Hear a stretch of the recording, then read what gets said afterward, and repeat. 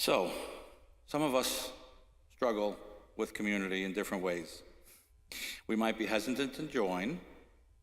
We might not be as involved as we can be. We might be too involved to the point where we are spread thin. Or we might take too much on our own shoulders without relying on our team. The old committee of one. Our team might be so focused on the small group work that they lose sight of other things in the greater mission, the infamous working in silos. I personally can claim responsibility to some and possibly all of these traits and characteristics. But in the end, when we work together as the body of Christ, we ultimately heal each other, no matter how curvy or messy that road might be. After all, many of us have healed or are healing from something.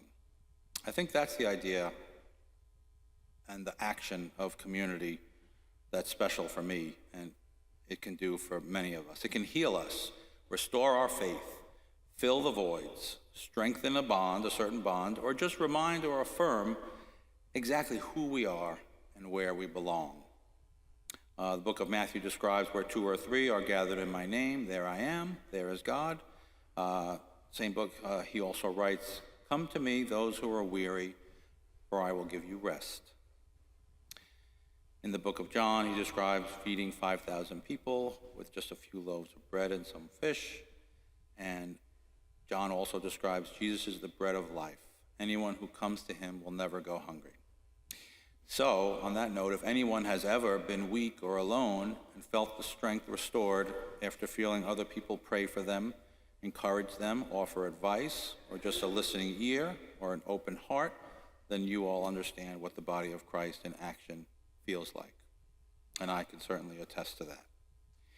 Sometimes there are aspects of people or places within a community you're involved with that remind you of people or places that you don't even realize that you were missing in your life. Family or friends that have left, or maybe a work or home setting that is no longer there, or even a part of yourself that has been hurt or changed or is no longer there. For example, I used to be good at sewing, so I always wanted to join a knitting group. I'm not speaking of myself on that one. Or I used to sing. Therefore I would love to join the summer choir. That is also not me. I definitely cannot sing.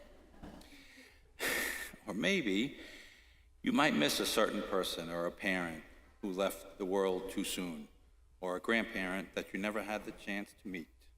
So, therefore, you would love to volunteer at a senior center, write letters to veterans, connect with older church members. For me, that's the beauty of community.